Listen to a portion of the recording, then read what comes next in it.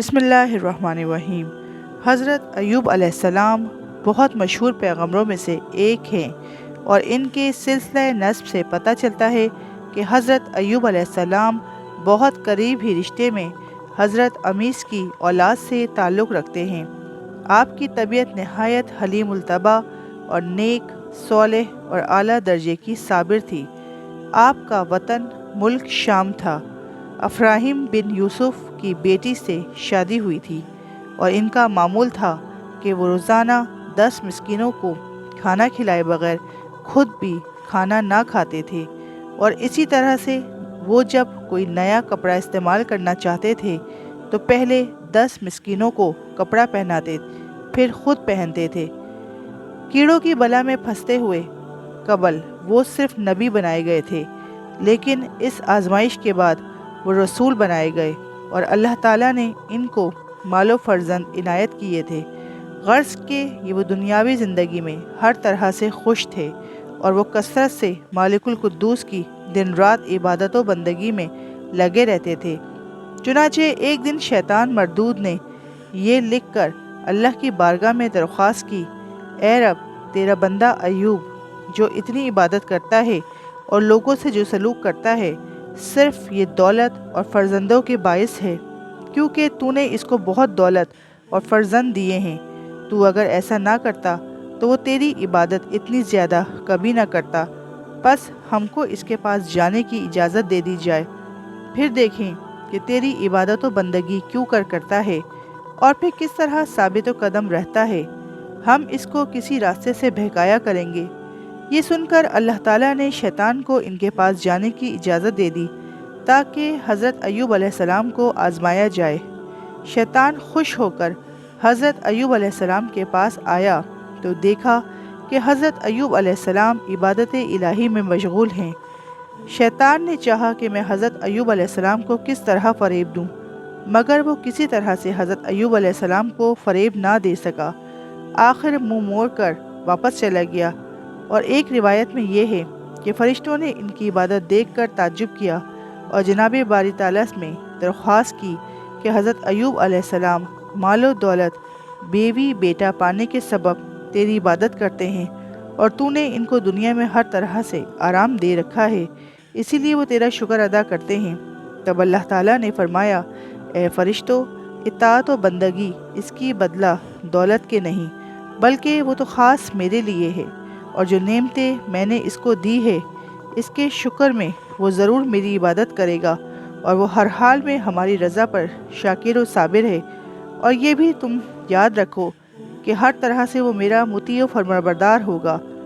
روایت ہے کہ حضرت ایوب علیہ السلام نے بذات خود برائے آزمائش کے آفت و مصیبت اپنے اوپر اللہ تعالیٰ سے مانگ لی تھی، تاکہ پریشانی کی حالت میں اور زیادہ اپنے رب کا شکر ادا کریں، اور پروردگار صابروں میں انہیں شامل کر لے، اور وہ عظیم ثواب کا مستحق ہو جائیں۔ بذریعہ وحی کے حضرت ایوب علیہ السلام کو بتایا گیا: اے ایوب علیہ السلام، تو مجھ سے صحت و تندرستی مانگتا، بجائے اس کے تو نے رنج و بلا طلب کیا۔ حضرت ایوب علیہ السلام نے اپنے پروردگار سے مدبانہ عرض کی کہ اے میرے رب، میرے لیے مصیبت بہتر ہے صحت و عافیت سے۔ پس بخواہش اپنی مرضی میں گرفتار ہوئے۔ مرض الہی سے ان کے تمام بدن میں پھوڑے پڑ گئے، اور پھر ان میں کیڑے پڑ گئے۔ روایتوں سے پتہ چلتا ہے کہ حضرت ایوب علیہ السلام کو اللہ تعالیٰ نے سب سے پہلے مال و اسباب سے آزمایا، اور اس کے بعد کیڑوں کے مرض میں آزمایا، اور یہ بھی روایت ہے کہ ان کے بعد فرزندوں کی جدائی ہوئی، پھر یکایک تمام آرام و آسائش کی چیزیں جاتی رہیں، کیونکہ ان کی اولاد تو چھت کے تلے دب کے مر گئی تھی۔ اور پھر اس کے بعد 40,000 بھیڑ بکری، ہاتھی گھوڑے اور اونٹ گائے بیل مویشی تھے، وہ سب کے سب مر گئے۔ پھر اس کے بعد رکھوالوں نے آخر حضرت ایوب علیہ السلام کو خبر دی، تو آپ اس وقت عبادت الہی میں مشغول تھے۔ بعد فراغت عبادت الہی سے ان لوگوں نے آپ سے عرض کی کہ آپ کی بھیڑ بکریاں میدان میں جتنی تھی، غیب سے آگ آئی اور وہ سب کو جلا گئی۔ حضرت ایوب علیہ السلام نے اس کے جواب میں کہا کہ میں کیا کروں، جس کی چیز تھی اس نے اس کو جلا دیا، یہ کہہ کر وہ پھر عبادت الہی میں مشغول ہو گئے۔ پھر اس کے بعد ایک آگ آئی تو اس نے جتنے گائے بیل تھے سب کو جلا دیا۔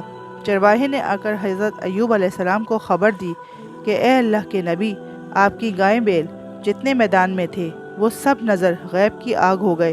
یہ سن کر حضرت ایوب علیہ السلام پھر عبادت الہی میں مشغول ہو گئے، اور اس کے بعد اونٹ والوں نے آ کر حضرت ایوب علیہ السلام کو خبر دی کہ اے حضرت، جتنے اونٹ آپ کے تھے وہ سب کے سب جل گئے۔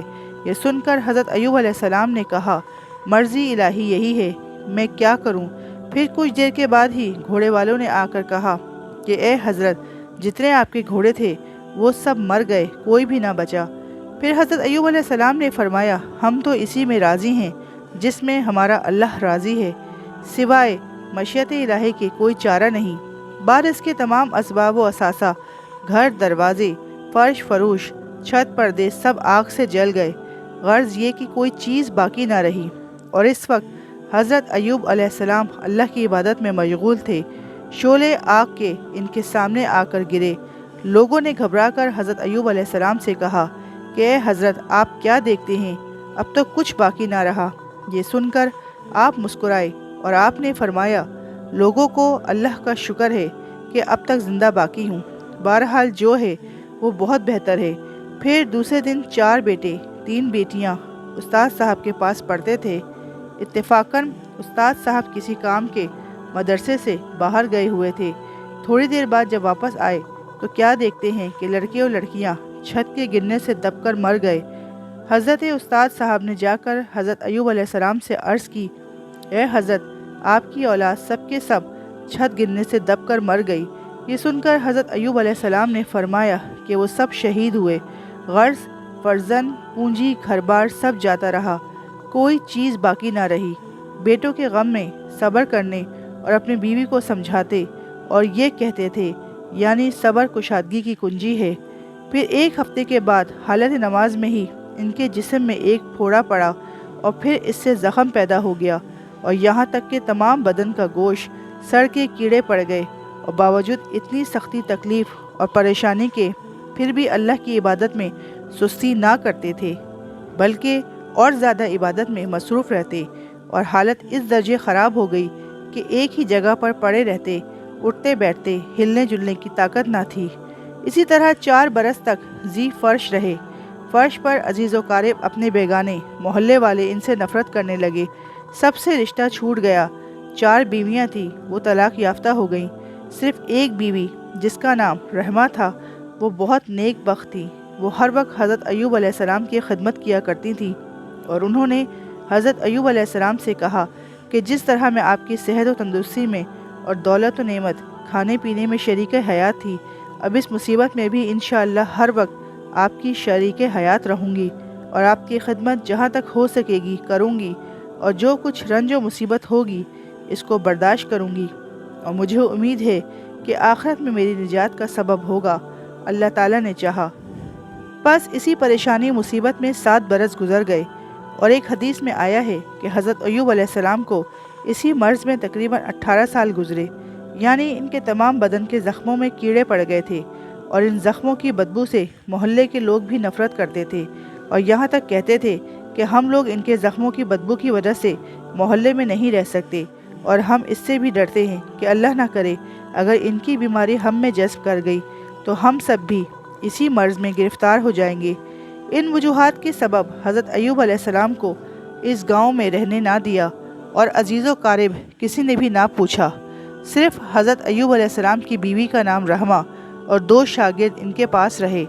ان لوگوں نے حضرت ایوب علیہ السلام کو ایک ٹاٹ میں لپیٹ کر گاؤں سے دوسرے گاؤں میں لے جا کر رکھا۔ بس یہ حالت دیکھ کر بہت روئے تھے، اور کہتے تھے، یا اللہ، ہماری سرداری کہاں گئی، اور زن و فرزند اور میرے عزیز و قارب کہاں گئے؟ آج کوئی کام نہیں آتا مگر صرف تو ہی میرا مالک اور رحم کرنے والا ہے۔ یہ خرابی میرے اندر ہے کہ لوگ اپنے گاؤں سے مجھے دور کرتے ہیں۔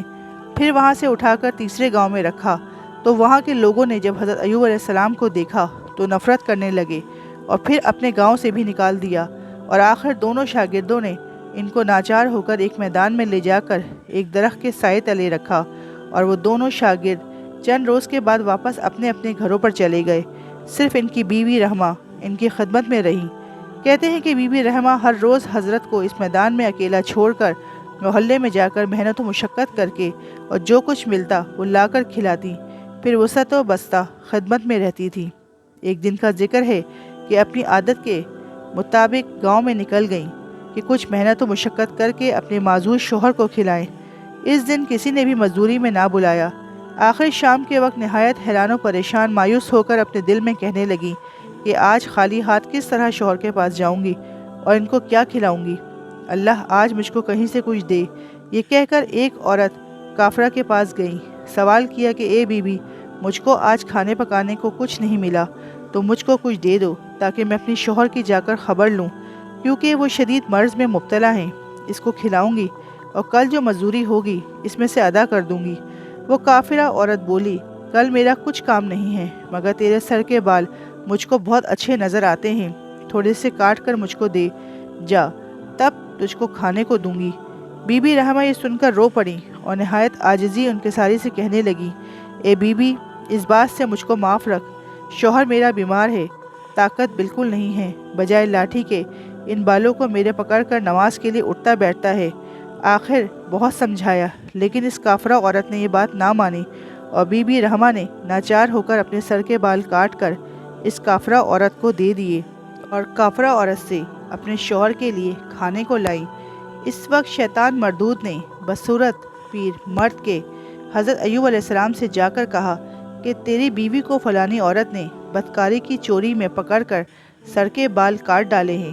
حضرت ایوب یہ سن کر بہت غمزدہ ہوئے اور اسی پریشانی کی حالت میں بہت روئے۔ کہتے ہیں کہ اس بات کو سن کر جس قدر روئے تھے وہ 18 سال کی بیماری میں ایسا کبھی نہیں روئے، مگر شیطان کی الزام دینے سے اپنی بیوی پر روئے اور قسم کھا کر عہد کیا کہ میں اگر اس بیماری میں آرام پاؤں گا تو اپنی رحمہ کو 100 درے ماروں گا۔ اور بعض علماء مورخین لکھتے ہیں کہ بال کاٹنے کا کوئی ثبوت نہیں۔ بعض روایتوں میں ہے کہ بی بی رحمہ گاؤں سے محنت مزدوری کر کے حضرت ایوب کے لیے کچھ لے آتی تھی۔ ایک مرتبہ ایسا اتفاق ہوا کہ راستے میں شیطان مردود سے ملاقات ہو گئی۔ شیطان بولا، تم کون ہو، کہاں سے آتی ہو اور کہاں جاؤ گی؟ ایسی پریشان خاطر کیوں ہو؟ بی بی رحمہ نے کہا، میرا شوہر سخت بیمار ہے اور اس قدر کمزور ہے کہ میں حس نہ حرکت بھی طاقت نہیں، بلکہ بولتے بھی نہیں ہیں، اس لیے میں سخت پریشان ہوں، کیا کروں؟ پس شیطان نے ان سے کہا کہ میں ایک دوا تم کو بتاتا ہوں، اگر تم اس کو اپنے عمل میں لاؤ گی تو تمہارا شوہر بہت جلد اچھا ہو جائے گا، اور وہ یہ ہے کہ اگر سور اور شراب استعمال میں لاؤ گی تو البتہ بہت جلد آرام ہو جائے گا اور مرض بالکل جاتا رہے گا، اور یہ بہت اچھی دوا ہے۔ معزز سامعین، اس کی آگے کی ویڈیو پارٹ 2 میں آپ دیکھیے گا۔ تب تک کے لیے اللہ حافظ، دعاؤں میں یاد رکھیے گا۔